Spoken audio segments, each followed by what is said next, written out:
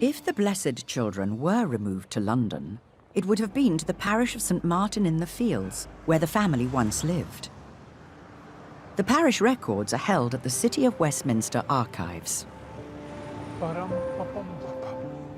Hello, Alison. I'm Brian Blessed. Hello. Nice to meet you. And lovely to meet you. Yes, I'm on a quest to find these 4 orphaned children, but I think you might be able to give me some information. Yes, our volunteers have done some indexes of the poor law records. We could have a look at those. Would you like to see them? Excellent. OK, yes. let's go over here. Thank you.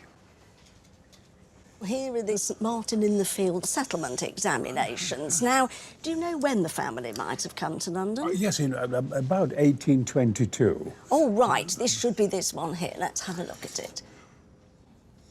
And so we'd be looking for... Blessed. Yes, right. Yeah, Let me just have a look. It's a strange name, as you know. See, we'll just scroll down there and... Oh, yes. There it is, Blessed. Look. Yes. 1822. You got Yes. it, you got it.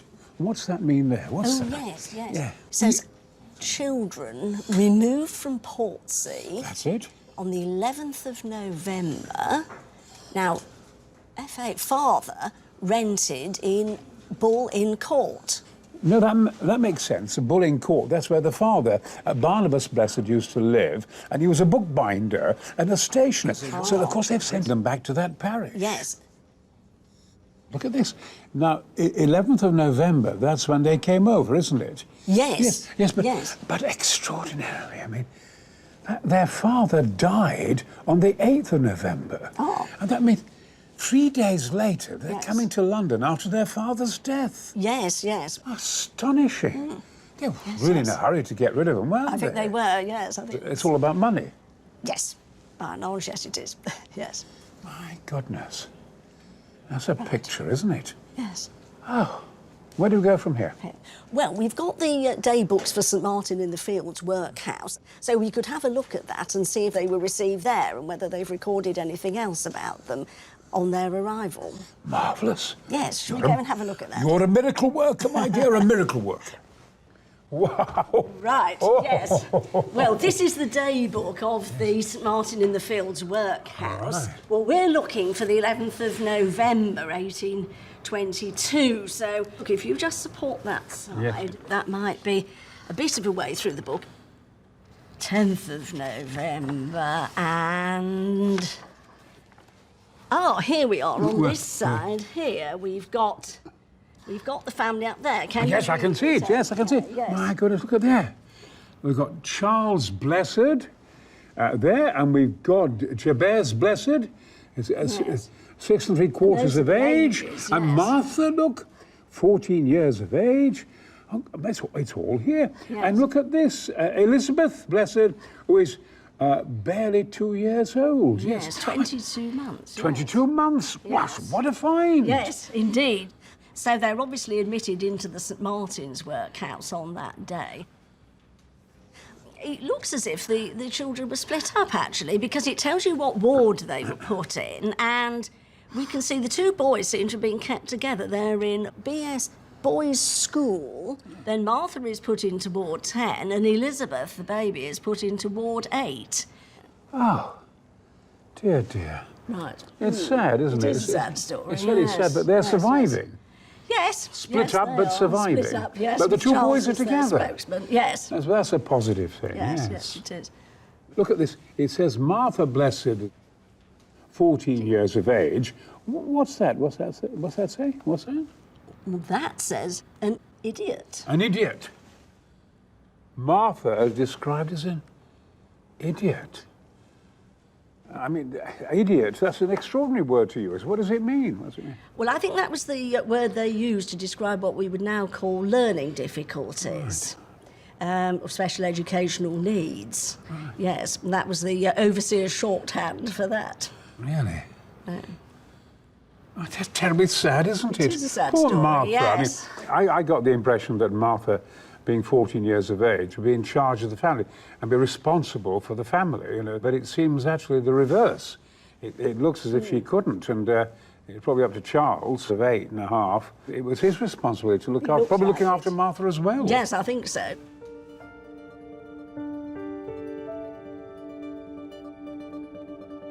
In 1822, the workhouse was just off Trafalgar Square, opposite the parish church of St. Martin in the Fields.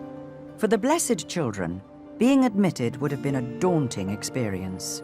It was one of the biggest workhouses in the country, with over 800 inmates. The central courtyard was a graveyard packed full of the workhouse dead.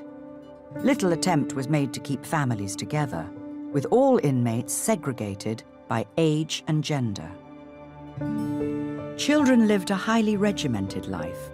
They were given a basic education and instructed in a trade. They rarely, if ever, left the building, except to go to church on Sundays. Brian has come to St. Martin in the Fields Church to meet Professor David Green, who has more information about what happened to the blessed children after they arrived at the workhouse.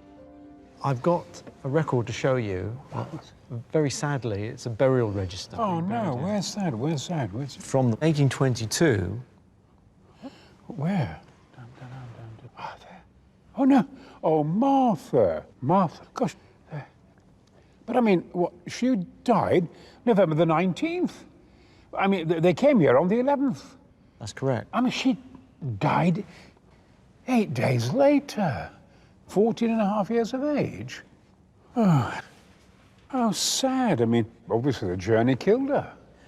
She may have been sick Yeah. when she arrived. I mean, her parents had died and they were removed very quickly to St. Martin in the Fields. Within 3 days of the father dying. Poor Martha. Eh? But there were 4 of them. How were the others? I mean, was there any danger that they could be ill as well? Or? Well, there certainly was. On the following day, on the 20th, a day after Martha was buried, there were 2 blessed children baptized here in this very church, Jabez and Elizabeth. The baby and the 6-year-old. That's right. The speed with which they were baptized suggests that they may well have been ill, and we've got a little bit more evidence that that was actually, sadly, the case. Oh, no, David. There's not going to be anybody left. This is the next page of that very same burial register. Where? Oh, no. Little Elizabeth, December the 3rd. That's right. Age 2 years of age. Oh, that's terrible. Oh, poor little mite. What kind of a life? Was born in Portsmouth and comes over on a cart and... That's right. And then, you know, probably didn't know where the hell she was, little baby, and screaming and God knows what. That's right. And then she dies. I mean, that's incredibly cruel.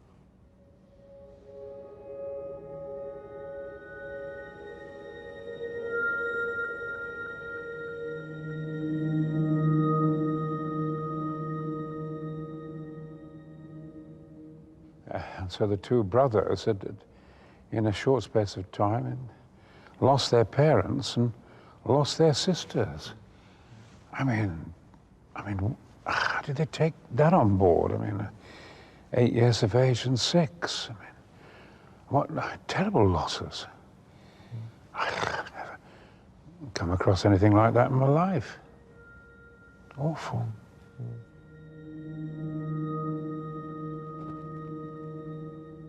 Well, at least Jabez and Charles had each other, but I mean, what happened to them next?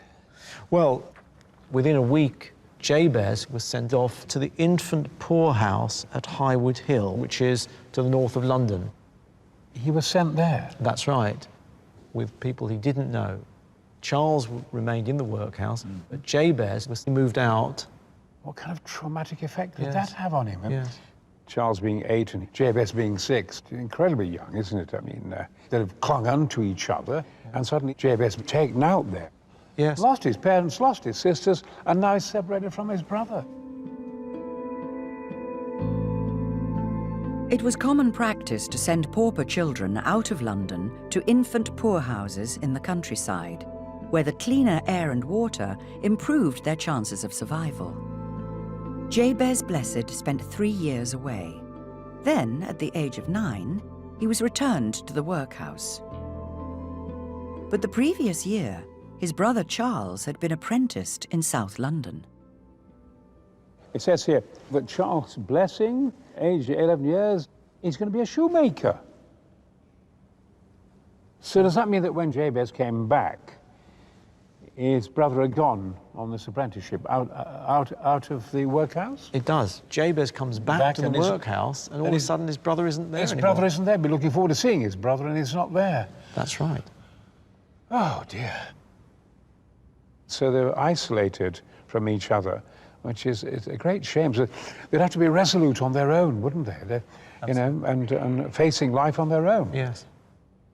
Jabez was now the sole remaining blessed child in the workhouse. For 2 years, the records make no further mention of him. Then, in 1827, when he was 11, he reappears. So there's Jabez Blessed, yes. What is 29th of July, 1827? That's correct. It says run away when at church with the other boys. That's right. My God, he'd done a runner. He's done a runner.